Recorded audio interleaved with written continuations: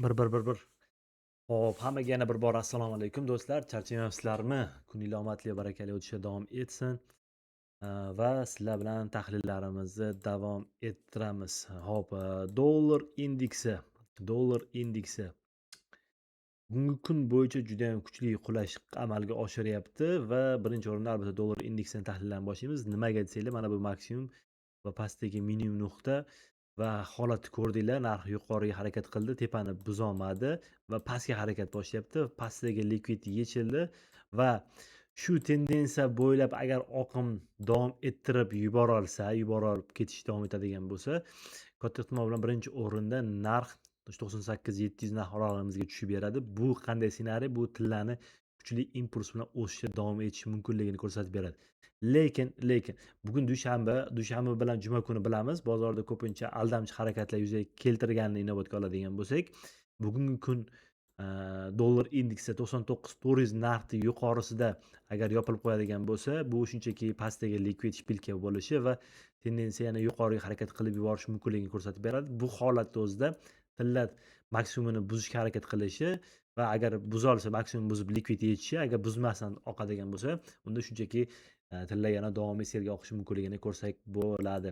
Demak, dollar indeksidagi hozirdagi fikrimiz mana shundan iborat. Ya'ni bugungi kun o'sha 99,400 narxi yuqorisida yopiladimi yoki pastda yopiladimi degan savolga javob topishimiz va agar bugun pastda yopiladigan bo'lsa, demak tendensiya yana pastga harakat davom ettirib yuborishini ko'rsak bo'ladi.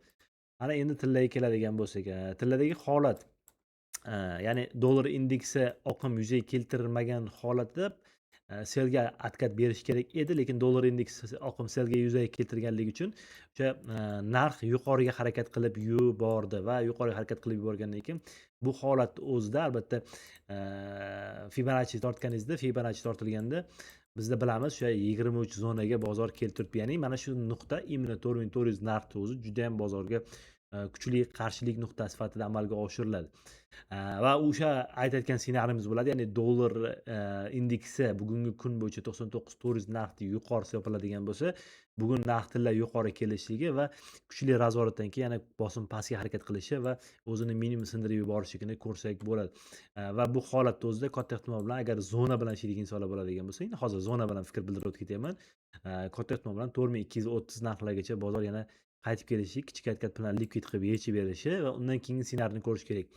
Hop, agarda narx o'sha Fibonaccidagi 23-38 zonalarda ishlab turgan holatda ishlamasdan yuqoriga harakat tendensiya davom ettirib yuboradigan bo'lsa, biz bozorda o'sha maksimum nuqtani buzib o'tib ketishi mumkinligini ko'rsak bo'ladi va maksimum nuqtani buzib o'tib ketgandan keyin biz bu holatda o'zida hozir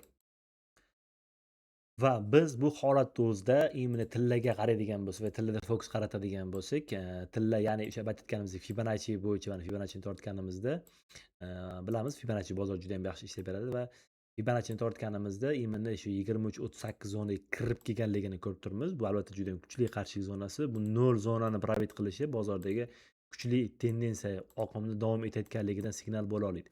Va bu holatda o'zida siz Fibonacci'ni teskari pozitsiyada, ya'ni o'sha narx buzib o'tib ketadigan bo'lsa, o'sha maksimum buzadigan bo'lsa, teskari holatda tortib olib, yangi paydo bo'lgan maksimum nuqtalarni tortib olib, undan keyin kirish chiqish nuqtalari o'sha 74 dan oling yoki agar 50% atkat beradigan 50% atkatidan keyingi bosim orqali ya'ni bayga davom ettirib ketsangiz bo'ladi. Endi agarda hozirdagi endi bay ssenariy ko'rishimiz uchun birinchi o'rinda o'sha bizadagi maksimum nuqtamiz, mana bu maksimum nuqtamiz bozorda buzilishi kerak, ya'ni Fibodagi 0 zona buzilishi kerak. Agar Fibodagi 0 zona buzilmas ekan, mana bu ssenariyni bozor xohlaydi. Agar bu ssenariy emas, bozor o'sha maksimum tepadagi ssenariyni xohlayotgan bo'lsa, biz ozgina teskari holatda Fibonacci tortganimiz, shu Fiboni tortganimiz yaxshi.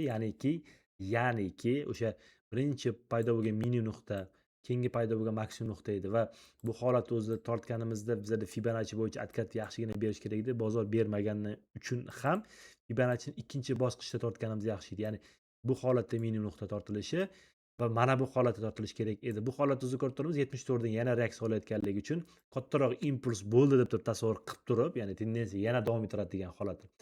Maksimum nuqtasini olish kerak edi va 38 zonani o'zida shpilka berayotganini inobatga oladigan bo'lsak, bu zonani o'zida reaksiya bo'lyapti bozor.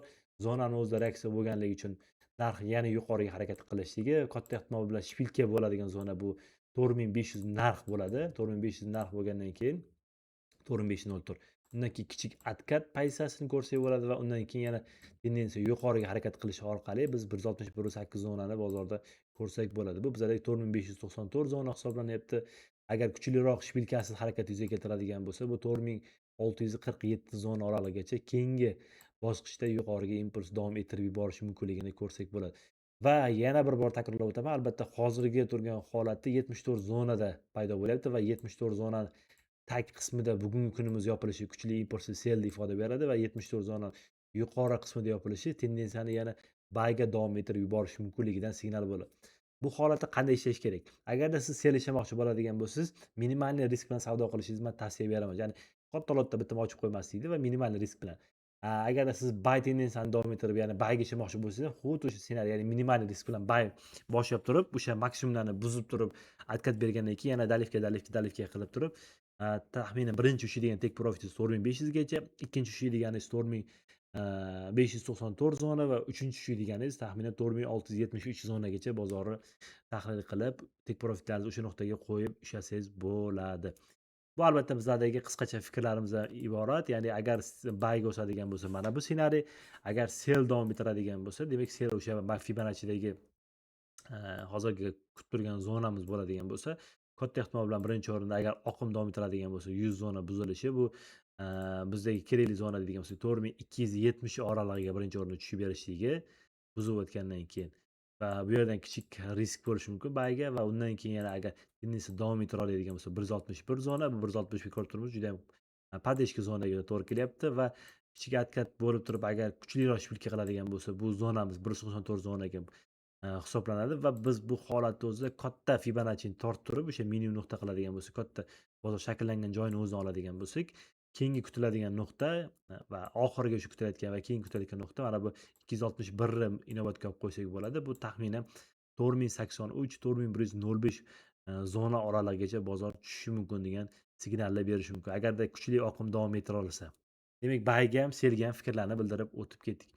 Hammaga rahmat, omadinglarni bersin.